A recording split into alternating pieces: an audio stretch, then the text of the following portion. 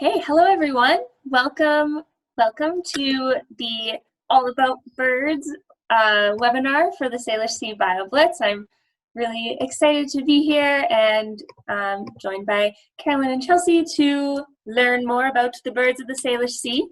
Before we get started, I'd like to acknowledge that I'm tuning in from the unceded territory of the Songhees, Esquimalt, and Wasanich people, but I know that all of the folks participating and attending this webinar are joining in from places all across throughout the Salish Sea or even across Canada. So if you would like to take a minute to type in what territory you are joining from, this would be a great time to do so. If you're not sure, an awesome resource to find out what territory you're on is native land, which I just put into the chat.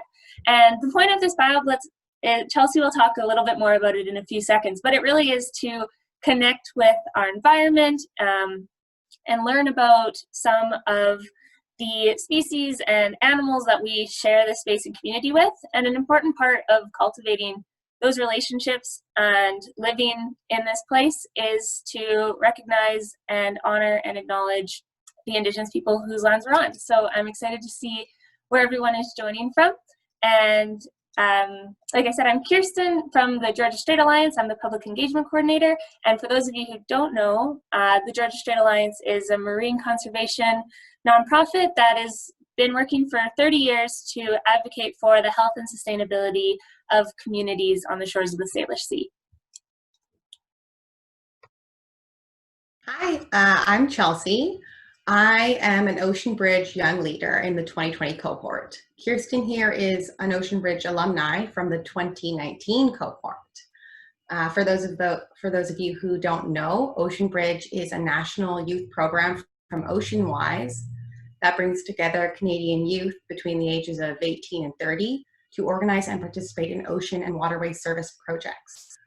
The Great Salish Sea BioBlitz is one of my Ocean Bridge community service projects. So what is a BioBlitz? So a BioBlitz is like a biological inventory, but instead of just scientists collecting data, anyone can participate. It's a form of citizen science aimed to collect as much information about as many different species and life forms in a certain area and a specific time frame. The Great Salish Sea BioBlitz is taking place all across the Salish Sea bioregion, and anyone can participate while maintaining the COVID-19 physical distancing measures because we're utilizing the app iNaturalist. That means all you have to do to participate in the BioBlitz is download the iNaturalist app and search for our project titled the Great Salish Sea BioBlitz and click join. From then on, every observation you take in the Salish Sea bioregion up until the 12th of July, it'll be automatically logged into the project. And just a little update on how many observations and such that we have. We have 1,432 observations, and it's just loading, 541 different species already logged, and we still have all the way up until the end of Sunday. So yeah, get out there and log some observations for us. Thanks, Chelsea. And yeah, so we're really excited to have Carolyn Biel here today, who is going to tell us all about some of the birds that you might encounter while you're out exploring and doing the BioBlitz. So this webinar is going to be a great opportunity for you to get a little bit more familiar with some of the birds that you'll see so that when you're out, you don't need to rely on the iNaturalist suggestion. You can be like, oh yeah, I know exactly what that is. And a quick bio of Carolyn before we get started. She is an Ontario-born birder, naturalist, and woman of the outdoors. Her interest in birds first started out as a hobby, but she soon became determined to turn her passion into a career. She began banding at her local bird observatory, contributing her sightings to eBird, leading bird walks, photographing birds, and making wildlife art, which earned her the title of the American Birding Association's Young Birder of the Year in 2016. Carolyn went on to study ecology and evolution at the University of Toronto. As a recent graduate, she has moved to the Salish Sea area to do conservation work with the nonprofit organization Birds Canada. Carolyn is an inspiring teacher and enjoys sharing her passion for nature with others. So I think we're all really excited for you to share your passion with nature now. So without further ado, welcome, Carolyn. Yeah, thank you so much for the introduction and thank you for having me. I'm just going to start sharing my screen now. There we go. And here we go. Awesome. So yeah, I am here to talk to you about some of the birds that you can expect to see on your BioBlitz in the Salish Sea area during the summertime. Yeah, so I'll just dive into it. First, I'll just give you a brief introduction about Birds Canada. So Birds Canada is a nonprofit organization and Canada's voice for birds, and we do this through research, on-the-ground conservation action, innovative partnerships, and education. And yeah, we do a lot of conservation work, particularly in the Fraser River Estuary. And if you'd like to learn more about us, we have a great website. So if you just type in Birds Canada, you'll be able to find us. Yeah, and the Salish Sea is a very, very special place. It's uniquely located on the Pacific Flyway and is a really important migratory stopover site for so many birds. And it's also a place that many birds rely on in the wintertime and in the summertime for breeding. Yeah, and so I guess some of the key species that the Salish Sea is important for, including the Fraser River Estuary, are the western sandpipers, barn owls, and many species of risk also really depend on this area. Yeah, and I just wanted to put up this little graphic. Showing kind of the birders' year. So as you can see, it basically shows the birders' excitement level by month throughout the year. So usually the fall and the spring are the best times to go birding because you have so many birds kind of passing through during migration. Winter also tends to be really good, especially here in the Salish Sea, because you have so many ducks, so many gulls and raptors overwintering here in the many, many of thousands. And yeah, the summer does tend to be kind of a little bit of the slowest season for birds because so many birds are kind of hunkered down, nesting, trying to take care of their families, and can be quite secretive during the summertime. But even so, you can see so many really cool breeding birds throughout the summertime. Just know that, you know, as soon as the fall migration starts to come, it will really start picking up again, and there will be so many more birds to see. Yeah, and so I'll just jump in now into kind of the keys, the 4 keys to identifying birds. Kind of when I'm just first getting started, there are 4 good things to look out for, and those are size and shape, color pattern, behavior, and habitat. Usually it's not, instead of relying just on color, it's good to look out for these other things, especially size and shape, because they can tell you what kind of bird this bird might be belonging to. So by looking at shape, we can kind of narrow down, okay, is this a woodpecker, or is this a chickadee? Is this a cormorant, or is it a shorebird? And so by looking at size and shape, it tells us a lot about what kind of evolutionary group this bird might be coming from. And so here I have 2 cormorant species up. Both of these, you can find them in the Salish Sea area. And one of the key things to distinguish them is size. So the one on the bottom left is the double-crested cormorant, and it's bigger than the one on the top right, the pelagic cormorant. So size can be really helpful. And color is also really important, especially for birds like swallows. There are several swallow species, and a lot of them are fairly similar in size and shape. So here color becomes a little bit more important. Yeah, and so here we have barn swallow and tree swallow and cliff swallow and northern duck-winged swallow.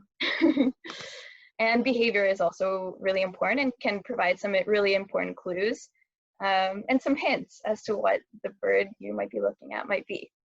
And here I also have kind of another swallow picture up here. Swallows are very distinctive because they're such acrobatic flyers that kind of as soon as you see one, it's easy to narrow down already to the bird group. And habitat is also super informative. Just by knowing whether you're in a kind of grassy meadow or a marsh or a forest can be super helpful in narrowing it down. Yeah, and so I think getting familiar with the different evolutionary groups of birds is really, really helpful for identifying them. So kind of, so especially when you're encountering a bird that you haven't ever seen before, kind of knowing kind of what category it might belong to is a great start for kind of finding it in your field guide. And so I love this little chart here because yeah, it's a great way to, it's a great starting point for figuring out, okay, what is this bird? Yeah, and I think like thrushes, for example, thrushes are very distinctive as a group because they're kind of robin-sized birds and they all kind of like to forage on the ground, whereas sparrows are these kind of chunky birds that like to hide in bushes. And just kind of knowing these little differences can make a huge difference in figuring out what you're looking at. So here I have a little bit of it's not a bird quiz per se, but let's imagine that we're all going birding together and that, yeah, we're seeing all these birds together. And birding is a lot about, it's a process of making mistakes and learning from them. And so I kind of purposely put together a bunch of birds, some easier to identify and some trickier to identify, as if we were kind of going outside and seeing them all together. And I'm hoping that we can kind of walk through the identification for each. And yeah, just as kind of a first step to identifying them. So here I have 4 species, and it's okay if you don't know exactly what they are. But now is kind of the time to, if you have any guesses, to put them in the comments, and we can kind of walk through and figure out what each of these are. So.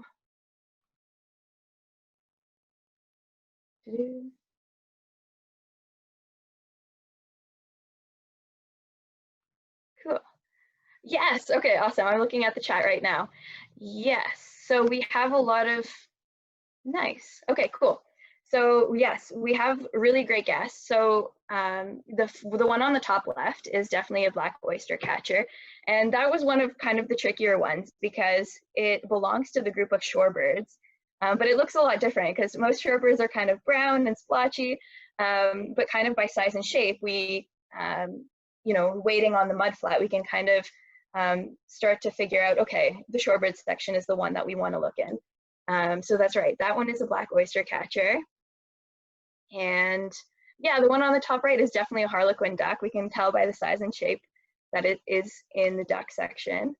Yeah, the one on the bottom right is a pelagic cormorant. One thing that's really distinctive about the pelagic cormorant is that it has kind of these 2 white spots on its bum. And yeah, the double-crested cormorant does not have that. Yeah, and then the one on the bottom left is a mallard, and that one is fairly common, and you can see that in urban parks. And awesome, yeah, thank you so much for putting those in. Nice. Yeah, wood duck is also really colorful, just like the harlequin duck. I have that one later, but yeah, the colors are a little bit different. So yeah, nice, cool. I'll go on to the next one. And here are more birds. I'd love to hear what you think they are.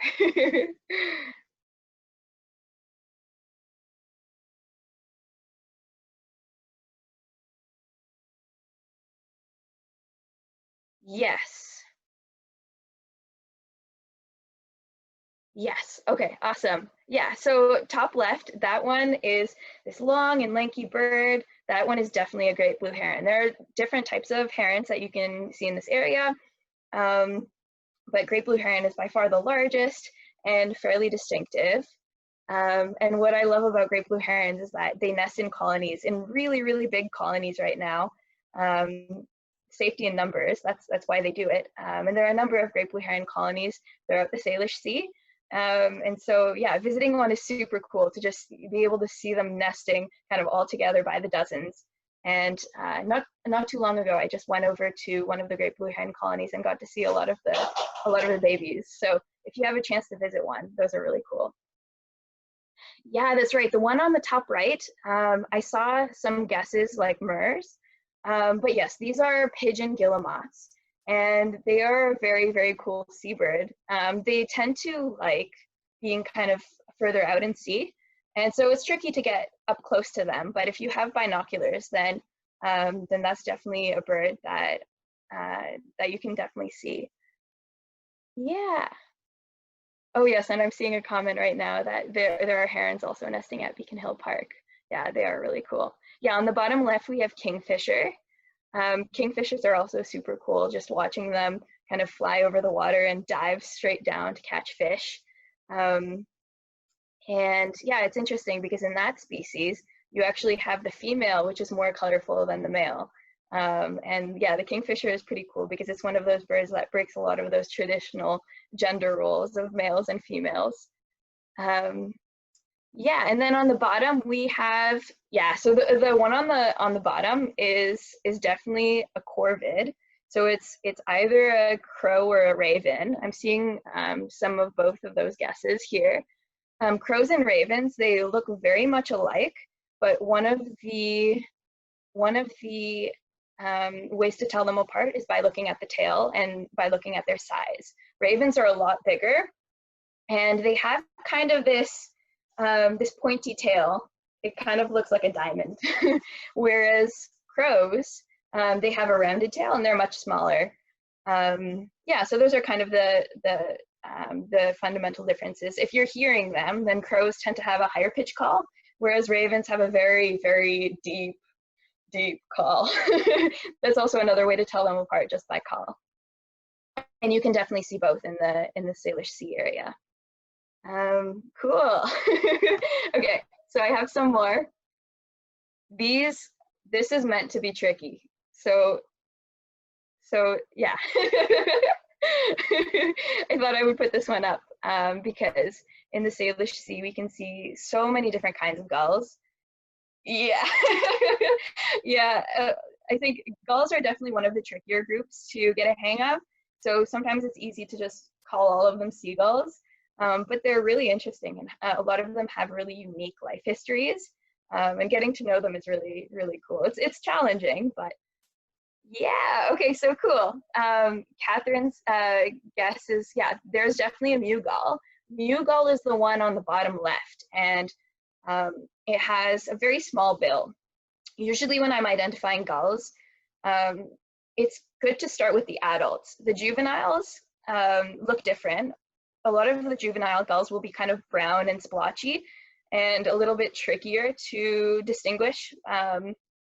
So when I'm kind of starting out with gull identification, I like to start out with the adults that are kind of, you know, the typical, you know, white belly, brown back, gray back. And so, yeah, so the one on the bottom left is a mew gull, and it has this really, really tiny beak.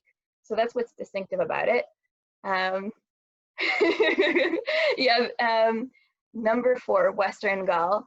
So yeah, there's the other tricky thing about gulls is that there are some that hybridize. So the one on the top left here, that one is a glaucous winged gull. But glaucous winged gulls, those are like one of our most common gulls here in the Salish Sea area. They're those, if you're kind of seeing gulls flying around, these big chunky ones, they're most likely glaucous winged gulls. And however, they often hybridize with western gulls. And so kind of even scientists have a lot of difficulty in kind of figuring out how to categorize these species because they interbreed so much. So I won't go into kind of the identification of those because that can be very tricky, and that's a little bit next level. But if you're interested, I can provide you with some resources for identifying those. But yeah, generally those are glaucous winged gulls. And yes, Karen says California gull. So we have California gull on the top right, and that one you can tell it has a yellow beak with a black and red spot. And then the one on the bottom right is fairly distinctive because it's called the ring-billed gull, and so, which kind of speaks for itself. It has a yellow beak with a black ring around it. So that one, yeah, that one's easy to get. I love the bird names that kind of explain the features for themselves. Nice, thanks. And so I'll move on to the next set now. Now let's imagine we're in a marsh or marshy pond habitat, which you might encounter on your explorations of the coast. Yeah. All right, I'd love to hear what you guys think these ones are.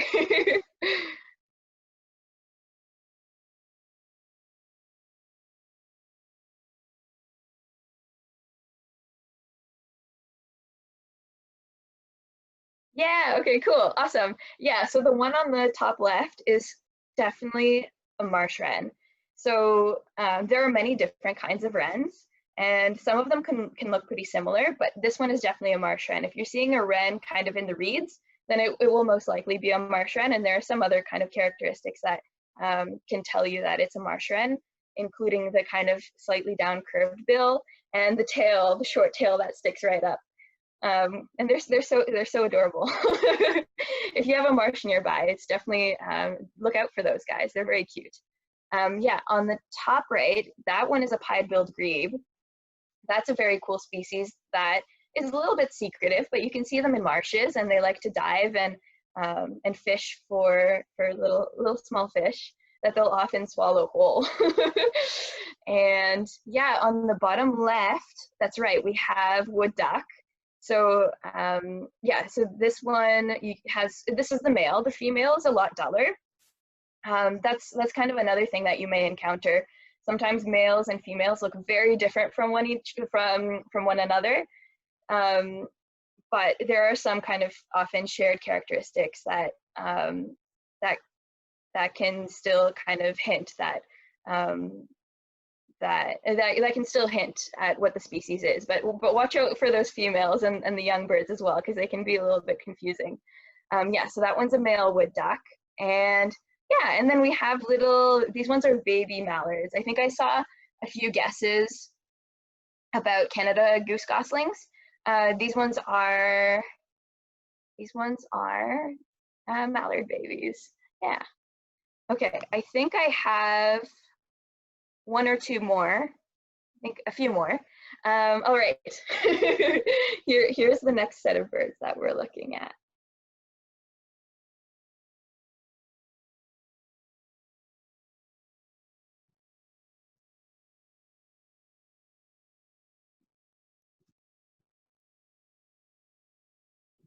Cool.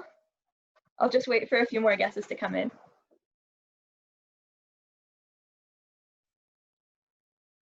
Yeah, okay, I'll start by saying, yeah, the bird on the right, I meant to be a little tricky, because oftentimes when I encounter that bird on the right, on my bird walks, it's kind of the automatic first impression that a lot of people get is that it's a sparrow of some kind, because it's kind of brown and streaky and kind of nondescript. But for everyone who's guessing blackbird, that's right, it's a female blackbird. The male is really striking with black plumage and those red shoulders.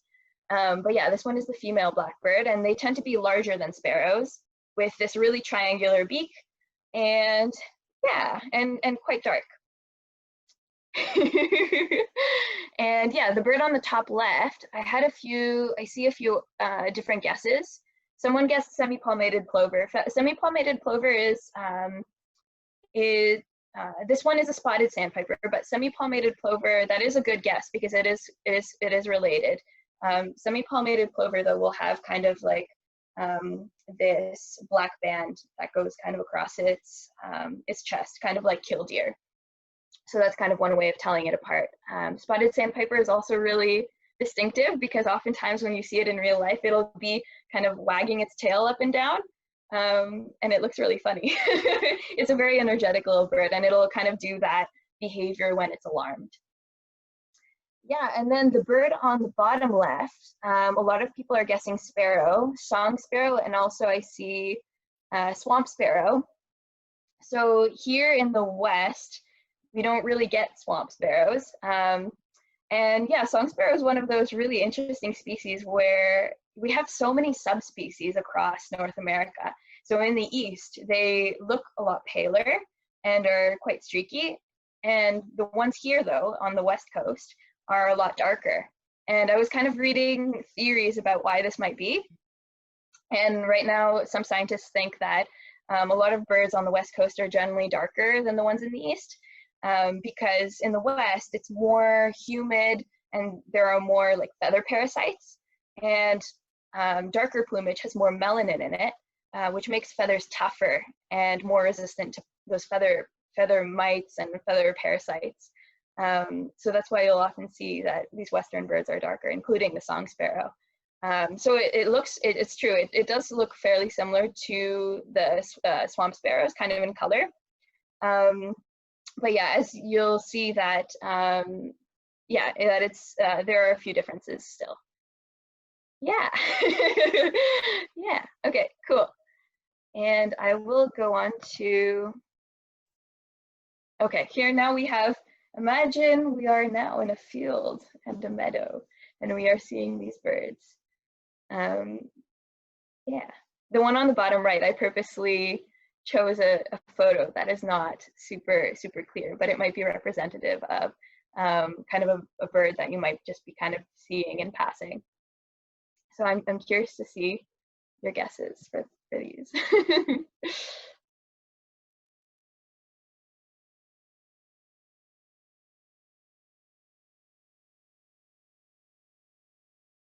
Cool. Both of the Catherines seem to know their stuff. Cool. Yeah, so the bird on the top right, I'll start with that one. That one is definitely a wren. And kind of to compare with the marsh wren that we were seeing earlier, there are a few differences. So the marsh wren, it tends to be a little bit more orangey, and it has this slightly down-curved bill. And again, you'll tend to see it in marshy habitats.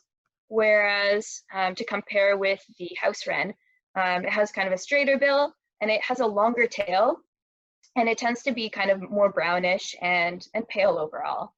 And you'll often see house wren in kind of drier, kind of more field type habitats. Cool. And yeah, on the top left we have tree swallow. Very nice, very nice. And then on the bottom left, I saw a lot of guesses that this is Savannah sparrow, and that's right. So the difference kind of between Savannah sparrow and a lot of the other sparrows is that it has kind of this yellow splotch near its eye. So that's kind of one telltale sign, as well as kind of the very pale belly and that black spot in the middle of its chest. Cool. And then yeah, on the bottom right, we have, that's right, northern harrier. And I love northern harriers because they're they're very easy to identify. They have white bums, and so as they're flying, it really stands out, and it's really easy to say, oh, that's a northern harrier. Another bird that also has a white bum is the northern flicker. And so just not to be, although they are very different in kind of their size and shape. Cool. Yeah, okay, cool. And yes, and this is my last slide now. The last few birds to guess.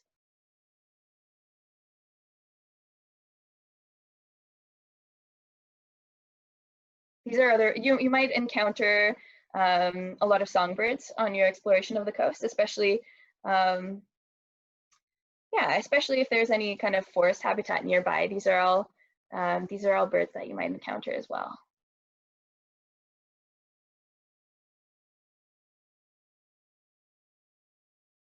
Northern, yes, the one on the left is a flicker, that's right. Yeah, the flicker is a really cool bird because it's by its kind of shape. It does look very woodpecker-like, but oftentimes it is on the ground, and that fools a lot of people because, yeah, it is very different from, hairy woodpeckers and downy woodpeckers and pileated woodpeckers, or other common woodpeckers. just by its behavior and the amount of time it spends on the ground, kind of eating all those ants. Yeah, and so yeah, the northern flicker is actually a really interesting species because that's another one that is different in the west versus the east. In the west, we have the kind of red-shafted flicker, which has kind of those red tail and wing feathers on the bottom. You can see that a little bit here in the photo, whereas in the east we have yellow-shafted, which has yellow feathers. And again, that's one that, yeah, so that's one that's kind of different as you go across the continent. Yeah, and then the other two are hummingbirds. So we have two really common species of hummingbirds here in the Salish Sea area. And let's see what you guys have said. Yes, so rufous hummingbird is definitely the one on the bottom. It's very, especially the male, is very, very orange. So that one is pretty distinctive. Even the females, though, have some rufous on it. So that's one great way of telling them apart. And the one on the top right is Anna's. That's right. So this is kind of a bland female. The males, they have this very beautiful pinkish purplish head feathers. But the female, you can still see a little bit of that kind of pinkish purplish speckling on their neck. Yeah, thank you so much for your guesses and for your participation. I love kind of approaching bird identification this way, because oftentimes it's a process, and especially if you're encountering a bird that you haven't seen before, it's all a matter of just kind of paying attention. Okay, what color is the eye? What color are the legs? You know, how big is it? Is it bigger than a robin, smaller than, you know, a crow? Trying to kind of describe it in these ways and trying to narrow it down. Yeah, thank you. And so I thought, let me just check the time right now and see how I'm doing. Okay, I should probably, I have a few minutes, so I'll just kind of talk about some of the resources that I find really useful in bird identification.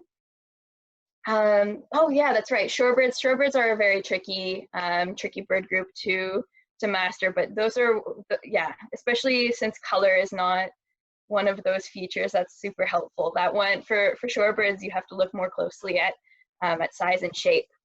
But definitely, bird identification definitely comes through practice. And it's a skill that, yeah, that is just one that, and the fastest way to learn is just by getting out there and practicing. But yeah, so some of the resources I would recommend are definitely iNaturalist, Merlin Bird ID. That app is by the Cornell Lab of Ornithology, and it's super useful.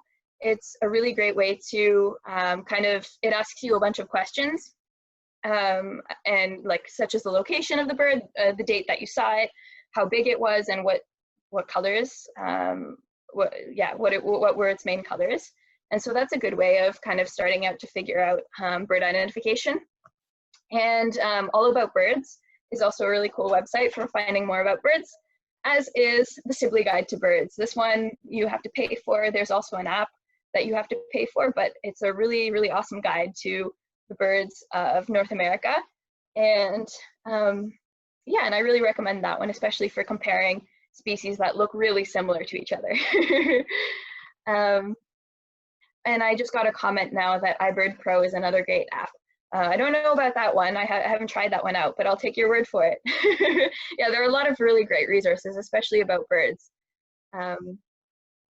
Cool. Yeah, so thank you so much. If you have any more questions that we won't have a chance to get around to today, you can always feel free to shoot me an email at the email that I have up there.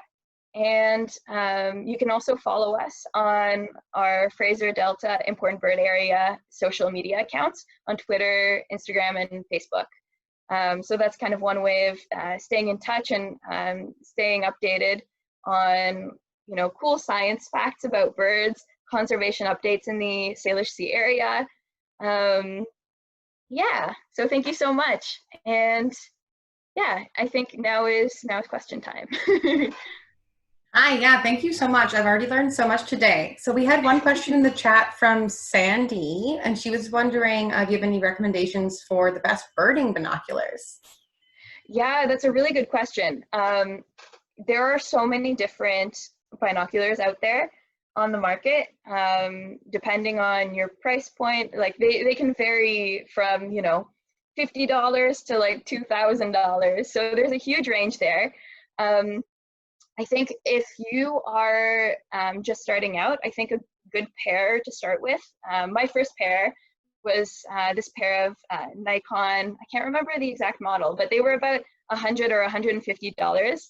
And they weren't the best, but I think it was a good kind of beginner binocular that I chose. Yeah, and so that definitely suited my needs. If you're kind of looking into more advanced birding, then eventually it's good to invest in something a little bit more expensive. They can get very expensive. But yeah, so I think I typically go with Nikon binoculars, but there are many different brands. And yeah, so kind of when starting, yeah, so that's kind of the binocular that I started with. Great, thank you. We also had a question that I think you kind of answered, which was, do you have any recommendation platforms for continuing learning these species IDs and their calls too? Is there anything else you'd like to add on the extra resources front? Yeah, the great thing about birds is that there are so many people, so many birders across North America, and so many people interested in birds that there are a variety of apps and websites that you can explore. But in terms of field guides and kind of learning about birds, what I like to do is the way I learn best is by a guidebook. I have the Sibley guide, and just kind of leafing through all the birds, and I find that's the best way for me to learn to get familiar with the birds, and just getting familiar with the different evolutionary groups and the taxonomic groups. But yeah, there are so many field guides out there. There is the Crossley Bird ID guide, there are Peterson guides, and yeah, all of them are good. All of them are good. Great, thank you so much. We had another question more specifically from Ad Aid. Do you have any resources for kids specifically? Oh, that's a good question. Yeah, that's a really good question. I think, yeah, there are a few field guides, if I remember correctly, designed for kids. I'll recommend one that recently came out, and it's more about kind of the lives of birds. It's also by David Sibley, the one, and it's, yeah, exploring the worlds of birds and kind of their natural history. And I think it's really great for kids because it has a lot of illustrations and a lot of really cool, fun, sciencey facts about birds, and written in this kind of really approachable way. So I think that one is really, really good for piquing the interest of kids. And that one is called, the name is blanking, but it's one that recently came out. And I'm forgetting the name of that one.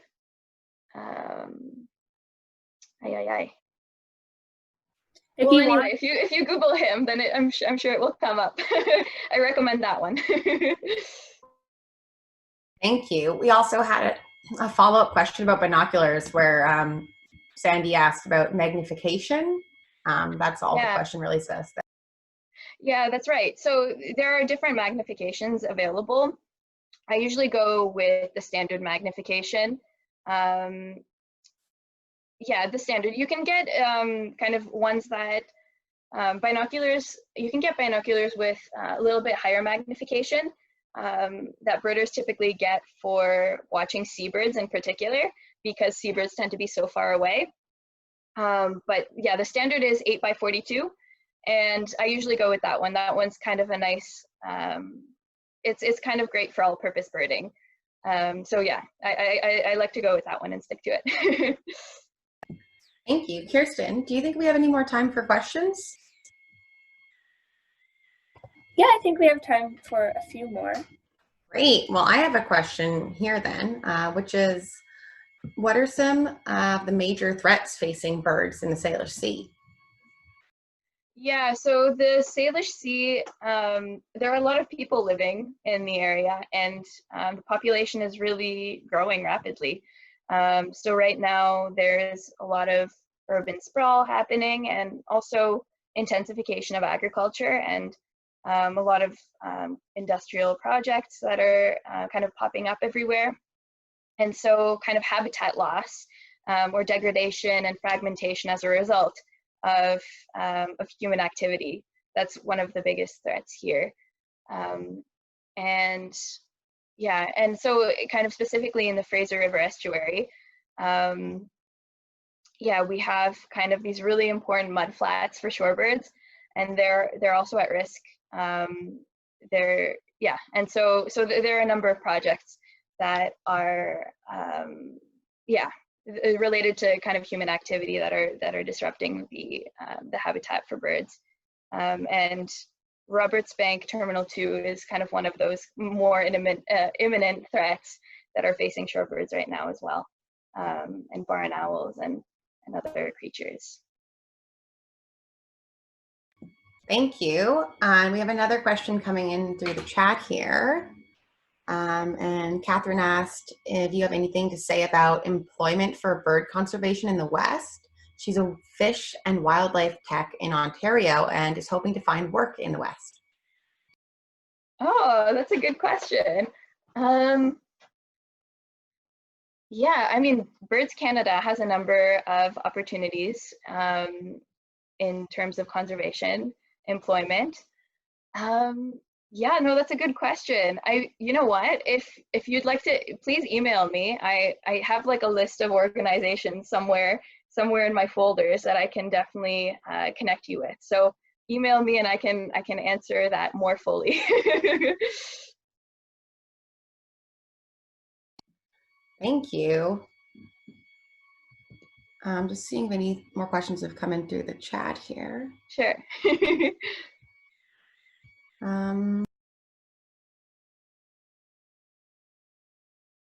I just wanted to jump in to build on what Kaylin was saying about the Robert Banks terminal and Georgia Strait Alliance. That is something that we're working on.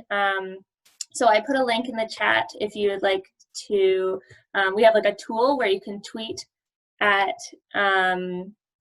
representatives so that the proposal will hopefully be denied and we can help prevent the impacts that it will have on birds and the ecosystem in general. Yeah, it's definitely one of those projects that is being built in the wrong place. And if built in this particular place, will have an impact on many creatures. Yeah, and if you'd like to take action on that, we're encouraging people right now to write to our Minister of Environment and Climate Change, Jonathan Wilkinson. So if you'd like to take action on that, we're encouraging people to get in touch with him, send him an email to encourage him to reject the project.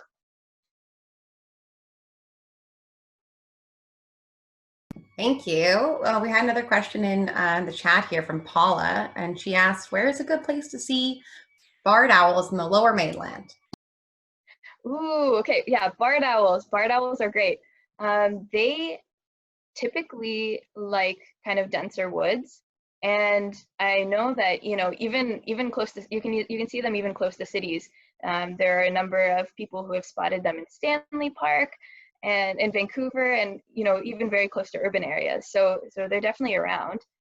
When it comes to finding, what I like to do when I'm tracking kind of if I'm trying to look for a particular species, I usually go to eBird. Yeah, there are a number of spots I can think of for barred owl, but for most reliable and most recent sightings, you can kind of go on there and look to see, explore hotspots and look at the birds, look at the places where the birds have been seen most recently. Yeah, and that way you can kind of guarantee a little bit more that you'll see it in those places. So I like to check out, yeah, eBird, eBird.ca, and you can kind of go to explore hotspots and yeah, and see where those barred owls or any other species that you want to see have been seen recently. Great, thank you. Any more questions? Just post them in the Q&A or the chat. We have a few more minutes available for questions.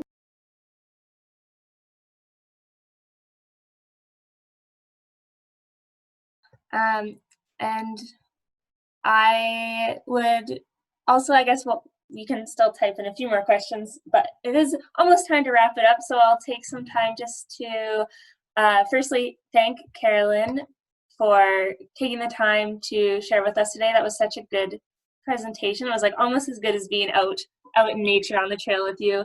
And I'm excited to take some of these tips and tricks and apply them when I'm outside. We still have 2 more webinars that will be part of the BioBlitz this week. So tomorrow and Friday at the same time. So 1:30, we're going to have presentations on, tomorrow is about the intertidal with Sequaria Ocean Education. And then on Friday is all about whales and marine mammals with the BC Cetacean Sightings Network. So we're really excited for all of those. We've also received a couple questions and requests for recordings of these presentations, this one included because it was so great, and they will be available on next week. We'll be releasing all of the recordings, so if you will send it to all the participants, but also everyone who signed up for the BioBlitz will have access to all of the presentations. So that's great. Thank you so much for joining us. Yeah, thanks everyone for joining. It was such a pleasure. And I just saw one last question about links to the other webinars, and I'm just going to post in the chat. They're available on our web page. So if you go to georgiastrait.org and then get to the BioBlitz event, that's where you'll find the links, and also the instructions on how to participate in terms of like the actual BioBlitz and the data collection with iNaturalist, because that is an important part too. So great. Thank you so much, everyone. And thank you, Carolyn. And I will hope to see everyone at some webinars soon. Thank you. Bye. Bye.